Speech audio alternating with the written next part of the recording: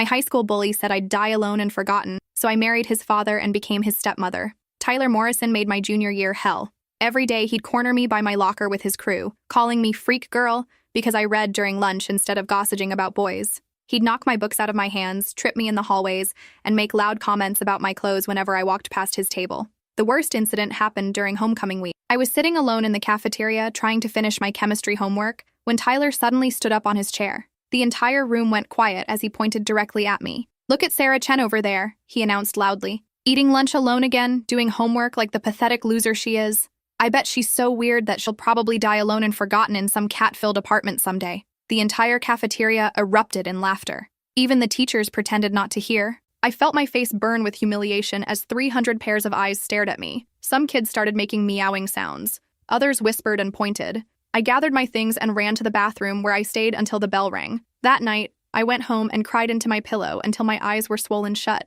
But something shifted in me that day. Instead of breaking completely, I got angry. Really angry. I started working out religiously, studying harder than ever, and planning my escape from that small-minded town where Tyler Morrison was considered cool. 10 years later, I was living in Chicago as a successful marketing director. I'd built a life Tyler could never imagine, traveling internationally for work, owning a downtown condo with city views, dating interesting people who appreciated my intelligence. I'd completely forgotten about him and his cruel prediction until I literally ran into his father at a coffee shop. David Morrison was nothing like his son. At 52, he was distinguished, kind, and genuinely interested in what I had to say. When my latte lid popped off and spilled all over his morning newspaper, he laughed warmly and offered to buy me another. "I'm David," he said, extending his hand with a genuine smile. "Sarah," I replied, not making any connection yet. We talked for 2 hours about everything: books, travel, architecture, life philosophy. He was recently divorced, worked as an architect, and had this gentle way of listening that made me feel truly heard. When he asked for my number, I gave it without any hesitation. Our first date was dinner at a quiet Italian place downtown. David was fascinating. Well-traveled, emotionally intelligent, funny in a dry way that reminded me of my favorite professors. Everything his son wasn't.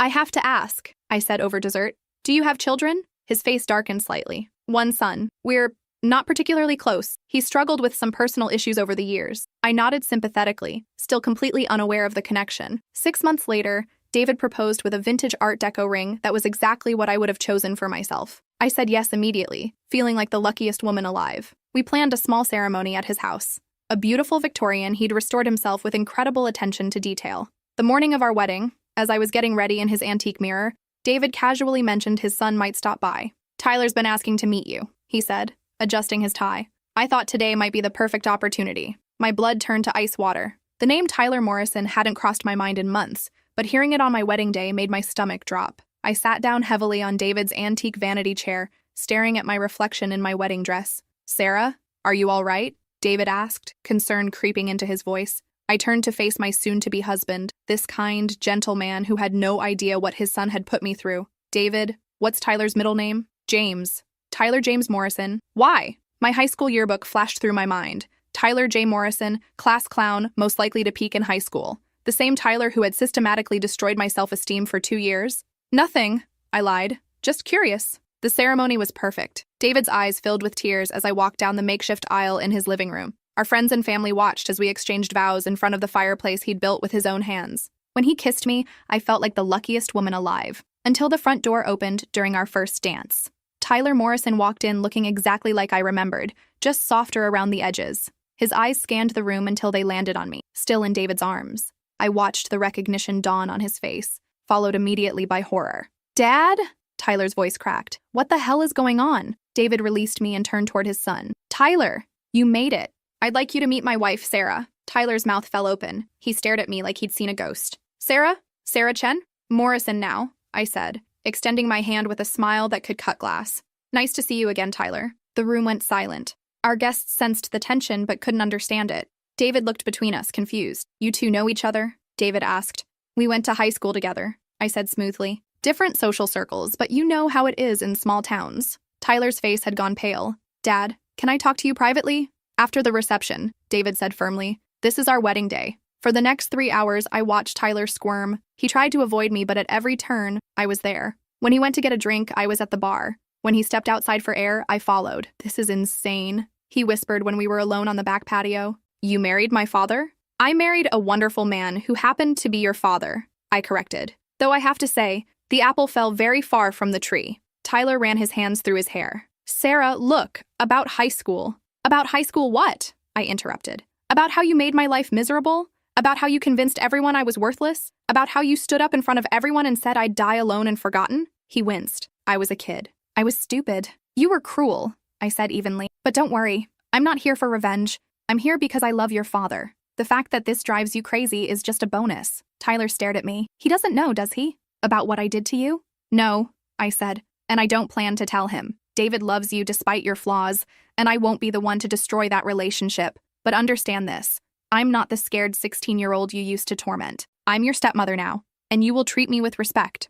The color drained from his face completely. When we returned to the reception, Tyler made his excuses and left. David was disappointed but not surprised. He'll come around, David said, pulling me close. He just needs time to adjust. Over the next few months, Tyler avoided family gatherings. David would call him, but Tyler always had excuses. Work was busy. He wasn't feeling well. His car was in the shop. I don't understand what's gotten into him, David confided one evening over dinner. Ever since our wedding, he's been distant. I reached across the table and took his hand. Maybe he's just processing the changes. It can't be easy seeing your parent with someone new. David squeezed my fingers. You're probably right. I just wish he'd give you a chance.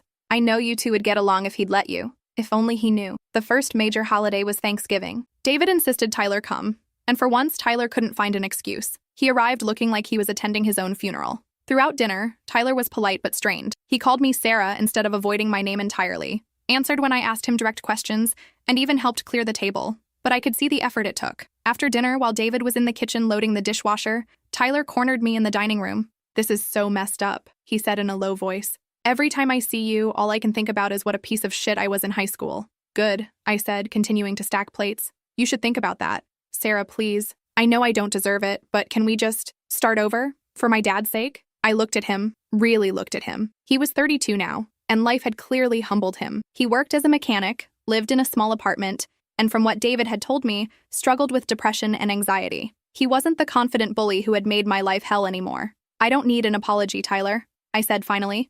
I don't need closure or forgiveness or any of that therapeutic nonsense. What I need is for you to be a good son to your father, because he loves you more than you probably deserve. Tyler's eyes filled with tears. I know he does, and I know I've been letting him down. So stop, I said simply. Stop making this about us and make it about him. From that day forward, something shifted. Tyler started calling David more often. He showed up for family dinners. He even brought a girlfriend around Christmas, a sweet teacher named Rebecca who clearly adored him. But the real test came 6 months later, when David had a mild heart attack. I was at the hospital within minutes of getting the call, still in my work clothes, frantically trying to reach Tyler. When he finally arrived, his eyes were red and panicked. How is he? Tyler asked the moment he saw me. Stable, I said. The doctor said it was minor, but they want to keep him overnight for observation. We sat together in the waiting room for hours. Tyler kept apologizing for taking so long to get there, for not being a better son, for not calling enough. I finally told him to shut up. Your father knows you love him, I said. That's all that matters. When David was finally awake and receiving visitors, Tyler broke down completely. He told his father everything, how sorry he was for being distant, how much he loved him, how grateful he was to have him in his life. Later, as Tyler was leaving, he stopped by my chair. Thank you, he said quietly. For what? For making him happy, for being here when he needed you, he paused, struggling with the words, for being better than I ever was. 2 years into my marriage, Tyler and Rebecca got engaged. At their engagement party, Tyler stood up to make a toast. I want to thank everyone for being here tonight, he began, his voice steady. But most of all, I want to thank my dad for teaching me what real love looks like, and Sarah for showing me what grace looks like. He raised his glass and looked directly at me. Sarah, when we were younger, I said some terrible things to you, things I've regretted every day since. You could have held on to that anger, could have made this family impossible, but instead, you chose kindness. You chose to love my father, and by extension, you chose to love me despite everything. I don't deserve that kind of grace, but I'm grateful for it. The room was quiet. David looked confused but proud. I felt tears prick my eyes. To second chances, Tyler said, and the people who give them to us. Everyone raised their glasses and drank. After the party, David pulled me aside. What was Tyler talking about? About saying terrible things to you? I thought about lying, about protecting Tyler's secret forever. But David deserved the truth. High school wasn't easy for me, I said carefully. Tyler was part of a group that made things difficult. But people change, David. The man who toasted me tonight isn't the boy who hurt me 15 years ago. David's face darkened. He bullied you? My son bullied you? He was a teenager, I said quickly. A hurt, confused teenager who probably needed help he wasn't getting. Look at him now. Look at the man he's become. That's what matters. David was quiet for a long time. Did you know who he was when we met? No, I said honestly. I had no idea you were his father until our wedding day. And you stayed anyway? I took his hands. David, I fell in love with you. Not despite your son, but including him. Tyler is part of who you are, and I chose all of you. 3 months later, Tyler asked if he could take me to lunch. Just the two of us. We went to the same coffee shop where David and I had first met. Tyler ordered for both of us. He remembered that I liked oat milk lattes. I need to tell you something, he said once we were seated. I've been going to therapy. That's great, Tyler. I've been talking about high school, about what I did to you and other kids, about why I did it. He stared into his coffee. My therapist says I was acting out because of my parents' divorce, because I felt powerless, because I was hurting. But that doesn't excuse it. No, I agreed. It doesn't. I want to make amends, he said. Real amends. Not just to you, but to everyone I hurt. I studied his face. He was serious, determined in a way I'd never seen before. What does that look like? I asked. I've been reaching out to people from our class, apologizing. Some of them won't talk to me, and I understand that. But some have, and it's been healing. He pulled out his phone and showed me a message thread. Names I recognized from high school, people Tyler had targeted. Some had responded with anger, others with acceptance, a few with their own apologies for standing by and doing nothing. I saved you for last, he said, because what I did to you was the worst, and because you're family now. I was quiet for a long time, processing what he was asking of me. Tyler, I said finally, I don't need your apology to move forward. I've already done that work. I know, he said, but I need to give it anyway. He took a deep breath and looked directly into my eyes. Sarah, I am profoundly sorry for what I did to you in high school. I was cruel, and I was wrong, and I caused you real pain. There's no excuse for my behavior, and I don't expect your forgiveness. But I want you to know that I see you now. I see the incredible woman you are, the way you love my father, the grace you've shown our family. I'm sorry it took me so long to see it, and I'm sorry for every day I made you feel less than the amazing person you are. I felt tears streaming down my face before I realized I was crying. Thank you, I whispered. We sat in silence for a while, both of us emotional. Can I ask you something? Tyler said eventually. I nodded. Do you think Dad would be proud of me? If he knew the whole story, would he be proud of how I'm trying to change? I thought about David, the man who saw the best in everyone, who believed in second chances, who had raised a son despite his own struggles. I think, I said carefully, that your father would be proud of the man you're becoming. Not because you're perfect, but because you're trying to be better. Tyler smiled through his tears. I really love him, you know, and I really love that he found you. I love him too, I said. And Tyler, I'm proud of you too. When I got home that evening, David was in his workshop, building a bookshelf for our bedroom. I told him about lunch, about Tyler's therapy,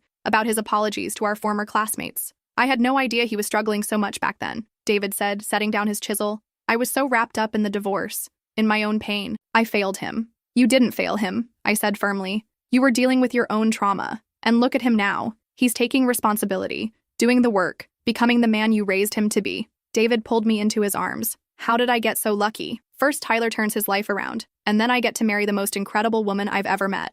Luck had nothing to do with it, I said, kissing his cheek. We chose each other. All of us. Last month, Tyler and Rebecca got married. Tyler asked me to walk him down the aisle since his mother lived across the country and they weren't close. Are you sure? I asked when he called with the request. Absolutely, he said. You're the reason I believe in redemption. You're the reason I know people can change. I can't think of anyone I'd rather have by my side. On his wedding day, as we stood at the back of the church waiting for our cue, Tyler turned to me. I used to think about that day in the cafeteria sometimes, he said quietly, about what I said to you, and I'd wonder what my life would have been like if I'd been kinder. Don't torture yourself with hypotheticals, I said, adjusting his boutonniere. I'm not, he said, smiling. I'm just grateful that despite everything, we ended up as family. The music started and we walked down the aisle together. David beamed at us from the front row, tears in his eyes as he watched his son and his wife approach the altar together. During the reception, David and I danced to At Last by Etta James. As he spun me around, I caught sight of Tyler and Rebecca at their sweetheart table, laughing at something Rebecca's little nephew had said. What are you thinking about? David asked, following my gaze.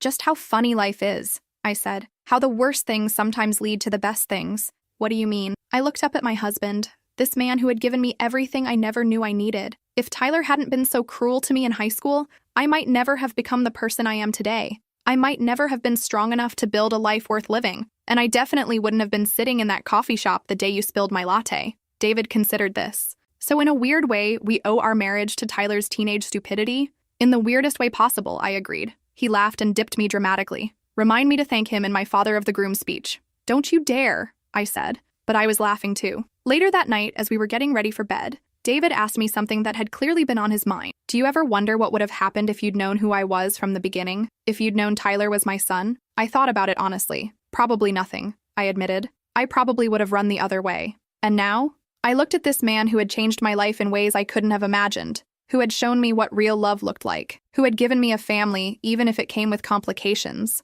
Now I know that the best things in life are usually the ones that scare you the most. Today, 3 years after our wedding, Tyler calls me every Sunday. Sometimes we talk about work, sometimes about Rebecca, sometimes about David. Occasionally we talk about high school, but not in the way you might expect. We talk about how it shaped us, how it taught us both different lessons about kindness and cruelty, about the power we have to hurt or heal each other. Tyler has become a leader in anti-bullying programs at local schools. He speaks to teenagers about the long-term consequences of their actions, about how words can follow someone for decades. Rebecca tells me the kids love him because he doesn't lecture them. He just tells them his story and lets them draw their own conclusions. He's good at it, she told me over coffee last week. The kids trust him because he's been where they are. David retired last year, and we spend our mornings hiking, our afternoons reading, and our evenings cooking elaborate meals together. Tyler and Rebecca come over every Friday for dinner, and we've started a tradition of playing board games afterward. Tyler's competitive streak has evolved into something more playful, and watching him and David argue over Monopoly rules is one of my favorite things in the world. Sometimes, when I'm cleaning up after these dinners, I think about 16-year-old me crying in her bedroom, convinced that Tyler Morrison was right, that she would die alone and forgotten. I wish I could go back and tell her that someday, Tyler Morrison would be arguing with her husband about whether Boardwalk is worth the investment, while his wife helps her load the dishwasher and plan their upcoming vacation to Italy. I wish I could tell her that the boy who tried to define her worth would someday introduce her to others as, my stepmother, Sarah. She's incredible, with genuine pride in his voice. I wish I could tell her that sometimes the people who hurt us the most become the ones who help us understand our own strength. But mostly, I wish I could tell her that Tyler Morrison was wrong about everything except one thing. She would not be forgotten. She would be remembered, cherished, and loved by a family she never could have imagined. A family that included, impossibly, Tyler Morrison himself. My landlord tried to illegally evict me, so I bought his building and evicted him instead. It started when Marcus raised my rent 40% with 2 weeks' notice. I'd been renting the same studio apartment for 3 years, always paid on time, never caused problems. The building was a dump, peeling paint, broken elevator, heat that worked maybe half the winter. But it was affordable at $800 a month, and I was saving every penny for my master's degree in social work. Market rates, Marcus said when I called to protest. His voice had that smugness of someone who'd had this conversation 100 times before. In the background, I could hear a TV blaring some talk show and what sounded like a woman crying. I can't afford $120, I said. And 2 weeks isn't legal notice. Marcus laughed, a harsh sound that made my skin crawl. Legal notice? Kid, this is my building. I can do whatever I want. You don't like it, there's the door. Good luck finding another place you can afford in this neighborhood. He paused, and I could hear him taking a drink of something. Besides, I know you college kids. Probably got rich parents anyway. Time to stop playing poor and ask Daddy for money. I wanted to tell him that my parents had died in a car accident when I was 16, that I'd been working 2 jobs since high school just to survive. Instead, I hung up and started researching. I researched tenant laws all night, printing statutes and highlighting violations. Rent increases required 30 days notice and couldn't exceed 25% annually in our city. Late fees couldn't exceed 5% of monthly rent. Landlords couldn't enter units without 24-hour notice except for emergencies. What Marcus was doing violated at least 6 different housing codes. At 8 a.m., I knocked on his penthouse door, the only unit he'd actually maintained. Through the doorway, I could see granite countertops and hardwood floors that gleamed. His coffee mug said, "World's Best Landlord" in Comic Sans font. Behind him, a woman in a silk robe was cooking eggs on a stainless steel stove. He barely glanced at my legal documents. "Sue me," he laughed. "You think some broke college kid can afford a lawyer? I've been doing this for 20 years. Half my tenants don't even speak English well enough to fight back." He leaned against his doorframe, sizing me up like a predator evaluating prey. The woman behind him stopped cooking and watched our conversation with interest. "Besides, maybe try the suburbs. I hear there's a lovely trailer park about an hour away. More your speed." The woman, his wife, I assumed, giggled at this. She had the kind of laugh that suggested she'd never worried about rent in her life. That's when I realized this wasn't just about me. I started talking to other tenants that same day. Mrs. Chen, an elderly woman on the second floor, showed me notices demanding she pay $800 in cleaning fees or face eviction. Her English was limited, but her fear was universal. She'd been living there for 8 years, never missed a payment. "He says my apartment dirty," she explained, showing me photos she'd taken. "But I clean every day." I show him. "Is clean." He says no, must pay or leave. The photos showed an immaculate apartment. Mrs.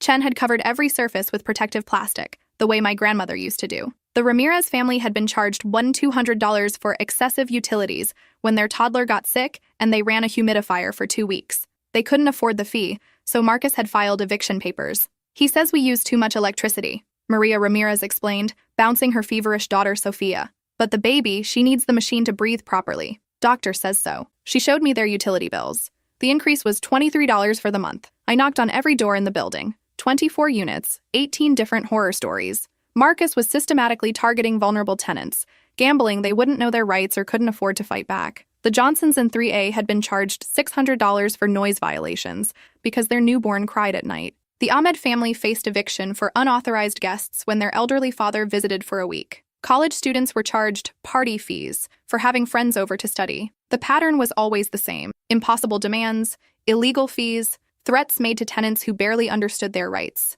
Anyone who pushed back got evicted for lease violations that didn't exist. I started keeping a detailed log. Every conversation, every bogus charge, every tenant too scared to fight back. I took photos of the crumbling hallways, the broken mailboxes, the elevator that hadn't worked in 6 months, the mold growing around the windows that Marcus refused to address. The city housing department had fined him $15,000 last year for code violations. He'd paid the minimum and changed nothing. I discovered Marcus owned 4 other buildings in the neighborhood, all run the same way. His total property value was over $3 million, but he spent nothing on maintenance and everything on intimidation. The breaking point came on a Tuesday morning when I saw Marcus screaming at Mrs. Chen in the hallway, demanding she sign papers she couldn't read. "Just sign here, Grandma," he said, shoving a pen at her shaking hands. "Makes everything easier. No lawyers, no courts, no trouble for anybody." Mrs. Chen was crying, repeating, I pay rent," in broken English. Her hands were shaking so badly she could barely hold the pen. I stepped between them. "Those are eviction papers," I told her in the little Mandarin I'd learned from a college roommate. "Don't sign anything." Mrs. Chen's eyes widened with relief. She'd understood more than she'd let on. Marcus's face turned red. Up close, I could smell alcohol on his breath at 10 a.m. "Mind your own business or you're next." "Actually, this is my business," I said. "I live here. And what you're doing is illegal." He grabbed my arm, hard enough to leave fingerprint bruises that I photographed later. "You think you're smart? I'll have you out by Friday. Drug possession, noise complaints, property damage. I'll make up whatever I need to. I know judges in this city. They don't care about punks like you." That night, I called my grandfather. Pop had been a contractor for 40 years before retiring wealthy. He'd built half the subdivisions in our county, invested wisely in real estate, and most importantly, taught me how predators operate in business. "How much would it cost to buy Marcus's building?" I asked. Pop was quiet for a long moment. In the background, I could hear him clicking around on his computer, probably pulling up property records. "Why?" he asked finally. I explained everything: the illegal evictions, the fake charges, how Marcus targeted people who couldn't fight back, how he'd threatened to frame me for drug possession, and bragged about having judges in his pocket. "Send me the property records," Pop said. "And that log you've been keeping. Let's see what we're working with." 2 days later, Pop called back with information that changed everything. Building's worth about $800,000, but Marcus owes $650,000 on the mortgage. He's been missing payments for 3 months. Bank's getting ready to foreclose. He paused, and I could hear papers shuffling. Here's the interesting part. He took out a second mortgage last year to buy a vacation home in Florida, used the building as collateral. He's leveraged to the hilt and hemorrhaging money, so he's desperate, I said. "Exactly. That's why he's squeezing tenants so hard. He needs cash flow to avoid losing everything." Pop was quiet for another moment. "I've got enough liquid capital to buy it cash at auction. Want to be my property manager?" The plan was elegant in its simplicity. Pop would buy the building at foreclosure auction, then we'd clean house properly. But first, we needed Marcus to hang himself with his own rope. I installed a hidden camera in my apartment and started baiting him. Every interaction was recorded. When he demanded I pay $500 for excessive wear and tear on a carpet that was already stained when I moved in, I got it on video. "This carpet was perfect when you moved in," he lied directly to the camera. "Now look at it. These stains are going to cost me thousands to fix." The carpet had cigarette burns and wine stains that were older than my lease. When he tried to enter my apartment without notice, illegal in our state, I caught that too. He claimed he was inspecting for lease violations, but really he was looking for anything he could use against me. "College kids always have drugs," he muttered to himself, not realizing my camera was recording. "Just got to find where she hides them." The masterpiece came when I casually mentioned I'd spoken to other tenants about their rent increases. "You've been organizing?" he snarled. "That's harassment of other tenants. Lease violation, you're out." He actually tried to serve me with eviction papers for talking to my neighbors. The papers cited community agitation as grounds for immediate eviction. I showed the papers to a tenant rights lawyer, who laughed so hard she nearly fell off her chair. "This isn't legally binding toilet paper," she said. He might as well have written it in crayon. But the papers served my purpose. More evidence of Marcus's illegal harassment tactics. 2 weeks later, Pop and I sat in the courthouse as Marcus's building went to auction. He'd missed 4 mortgage payments and the bank was done waiting. The foreclosure notice had been posted on the building for 30 days, giving Marcus plenty of time to arrange financing. Marcus showed up 5 minutes before the auction started, looking panicked. He wore a rumpled suit and kept checking his phone, probably trying to arrange emergency financing. His wife wasn't with him. "Lot 47, the auctioneer announced. Multi-unit residential building, 1247 Oak Street. 24 units, built 1987, current assessed value $825,000. Opening bid starts at $650,000.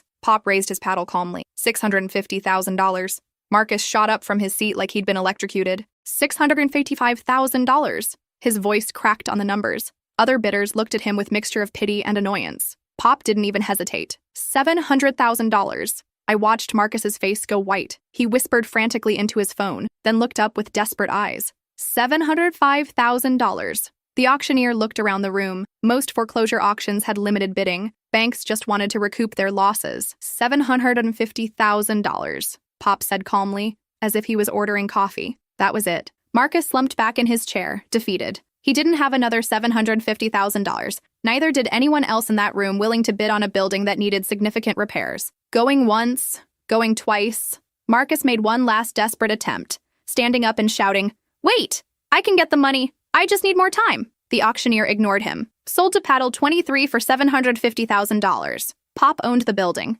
Marcus sat frozen in his chair as people filed out around him. When he finally looked up and saw me standing there, the recognition hit him like a physical blow. "You," he whispered. "Hello, Marcus," I said pleasantly. "Fancy meeting you here." He stood up slowly, his face cycling through confusion, rage, and dawning comprehension. "This was planned. You planned this." "I documented your illegal activities," I corrected. "Your financial problems were already public record. We just took advantage of your poor business decisions." Pop walked over, having finished the paperwork. "Marcus, I presume. I'm the new owner. We'll need to discuss your lease situation." Marcus's face went through several colors. "My lease? I owned.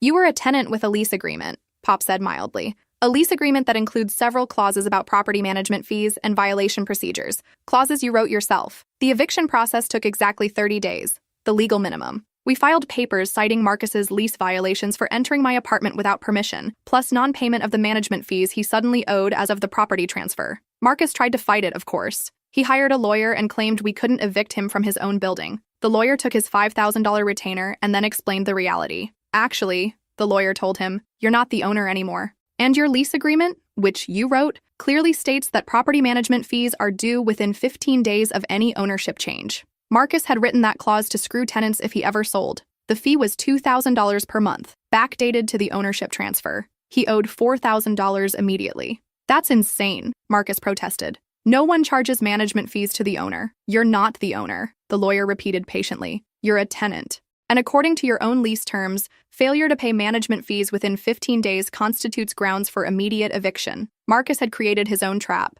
During the eviction proceedings, more of his illegal activities came to light. The city housing inspector, investigating complaints from other buildings Marcus owned, found evidence of systematic fraud: fake invoices for repairs never made, security deposits never returned, rent collected from units he'd already evicted people from. The state attorney general opened a criminal investigation. On eviction day, I stood in the hallway with the sheriff as Marcus packed his belongings. He kept muttering about how this wasn't fair, how we'd stolen his property, how he was going to sue everyone involved. "Just business," I said, echoing his words from months earlier. Nothing personal. His belongings fit into surprisingly few boxes. For all his wealth, Marcus didn't seem to own much beyond expensive clothes and electronics. As he dragged his suitcases past Mrs. Chen's door, she opened it and smiled at him. "Goodbye, Mr. Marcus," she said in perfect English. "Good luck finding affordable housing." Marcus stopped dead. Your English has always been fine," Mrs. Chen said pleasantly. "I just pretended otherwise to avoid your harassment. Amazing what people will say when they think you don't understand."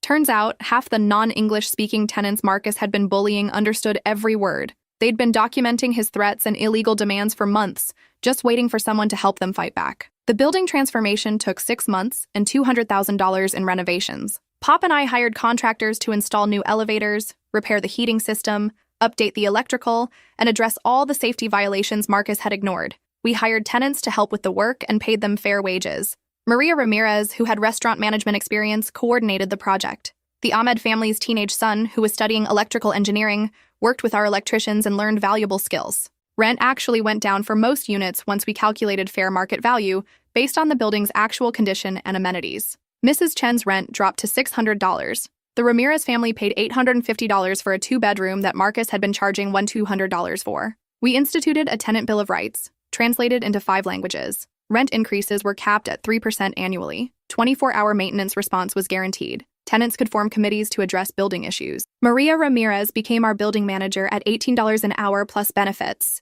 Mrs. Chen started a community garden on the roof that she'd been dreaming about for years. The Nguyen family opened a small convenience store in the ground floor retail space we'd renovated. The other tenants we'd helped started spreading the word. Soon, tenants from Marcus's other buildings were calling, asking for help with their own situations. Pop and I formed a property management company specializing in tenant rights and affordable housing. We bought 2 more buildings that were facing foreclosure due to slumlord practices. 6 months after the eviction, I saw Marcus at a coffee shop downtown. He was sitting alone, telling someone on the phone about how he'd been cheated out of his property by some rich kid's grandfather. I walked over to his table. "Hi, Marcus. How's the apartment hunting going?" His face went red, just like old times. The person on the phone was still talking, but Marcus had gone silent. "You destroyed my life," he hissed after hanging up. "No," I said, pulling out a chair and sitting down uninvited. "You destroyed your own life. I just gave you the same treatment you gave everyone else." He looked older than I remembered. His expensive clothes couldn't hide the stress lines around his eyes or the way his hands shook slightly. "I'm ruined," he said quietly. "The criminal charges, the civil lawsuits, the bankruptcy. I lost everything." "Mrs. Chen lost her sense of security for 8 years," I said. "The Ramirez family nearly lost their daughter's medical equipment. You were ruining lives long before anyone touched yours." I pulled out a business card. "My new property management company. We're always looking for good tenants if you can pass the background check. No evictions, clean credit, proof of income. You know how it works." Marcus stared at the card, then at me. "You can't be serious." "Dead serious. Though I should mention, we have a strict policy about rent increases. 30 days notice, reasonable amounts only. Market rate, you understand." He crumpled the card. "I'd rather live in my car." "That's your choice," I said. "But if you change your mind, we don't discriminate based on past mistakes. Everyone deserves a second chance, as long as they're willing to follow the rules." I stood to leave, then turned back. "Oh, and Marcus? That coffee shop you're sitting in?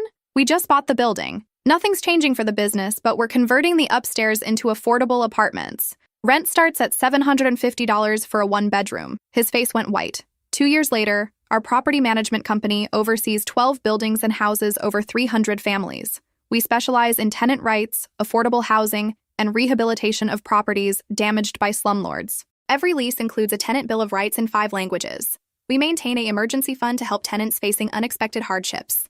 Our maintenance response time averages under 4 hours. Mrs. Chen still lives in 2B, but now she has a dishwasher, central air, and a thriving rooftop garden that supplies fresh vegetables to half the building. The Ramirez family owns their unit through a rent-to-own agreement we helped them secure. Maria manages 3 buildings now and just bought her first house with the money she's saved. The Ahmed family's son graduated with an electrical engineering degree and works for the city's housing department, inspecting buildings like the one he grew up in. Marcus never applied to be our tenant. Last I heard, he was renting a studio apartment in the suburbs for $900 a month, more than Mrs. Chen pays for her renovated 1-bedroom downtown. His wife divorced him during the bankruptcy proceedings and moved back to her parents' house in California. The vacation home in Florida was seized by creditors. The criminal charges resulted in 2 years probation and $50,000 in restitution to former tenants. He's barred from owning rental property for 10 years. Sometimes I wonder if he learned anything from losing everything. But then I remember the look in Mrs. Chen's eyes when she thought she was going to be homeless, or Sofia Ramirez struggling to breathe while her parents chose between her medical equipment and rent money. Some people create suffering because they can.